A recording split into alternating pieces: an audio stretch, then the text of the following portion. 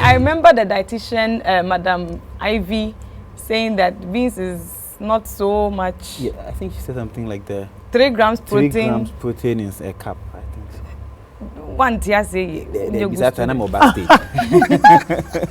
One tia say. Maintain food. I say half cup, 15 grams. Nah, 15 grams of carbohydrates. But 3 grams of protein.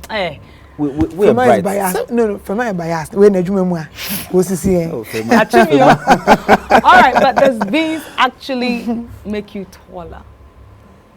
Okay, so maybe we should ask Dr. Folsing if she ate beans as a child.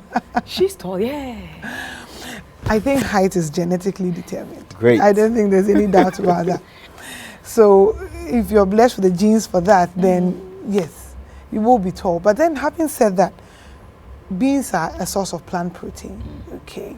And they contain all kinds of things that are good for healthy growth. They're not the best sources of protein, but they're good, alternatives. They give variety and then they add spice, really. So it's good to take beans, but if you're short, I don't think you're going to get enough beans to turn tall. So you just have to learn to, like we've said, love yourself. Love yourself, but red gobe. Which it.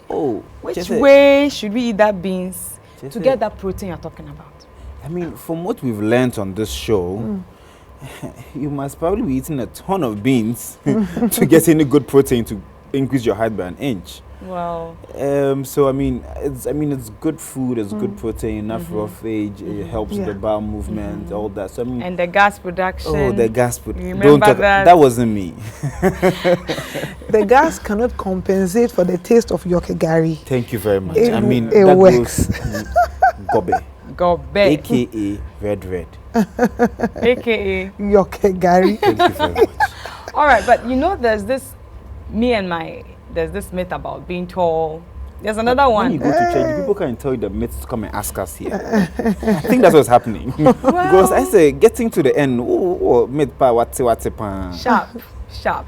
We're doing our research. They are saying that back in the day, most Japanese were quite short. But having this new breed of generation of people getting taller and taller. And the school of thought is that the Japanese parents kind of understood the role of milk in diet. Their traditional foods don't really have a lot of milk in there. So they said making sure their children were drinking 1 cup or 2 cups of milk a day and things like the way the Indians do. So now they're having this generation of, have you seen the Japanese basketball players now? They're like getting to the 6 feet, whilst their parents are like 5 feet, 4 something, you know what I'm saying? So it's like milk and being tall. So, so you see, basically our phenotypical appearance, how you end up appearing.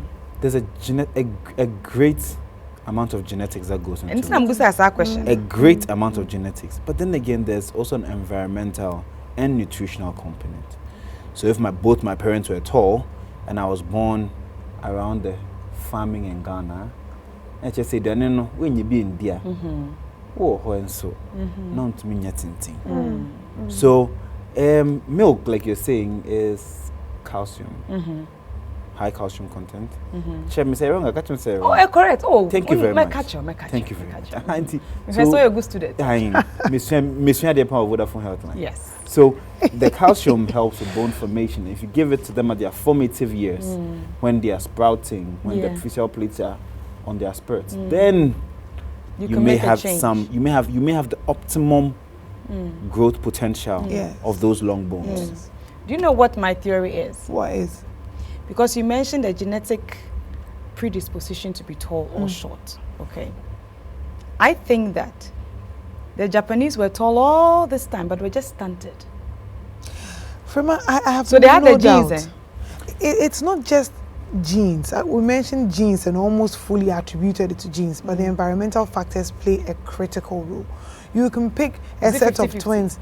I can't tell you the percentages, but if you pick a set of twins with the same genes for height and you grow one in an area of starvation and deprivation, you grow the other one in a place of excess, they turn out differently. Yes, there's the environmental component to it. Yeah. Do. That's true. The twin studies is very popular. And even the period in their life cycle when they get this optimum nutrition matters. So if when you come the watch do exactly. So that's why as nutritional and dietitians, especially those of us in the public health area, we keep saying that the first 1,000 days are very important in a child's life. That's like from the time that you were pregnant with that child till they are 2 years of age.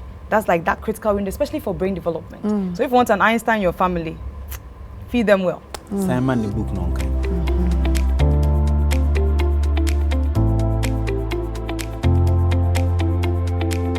The future is exciting. Ready?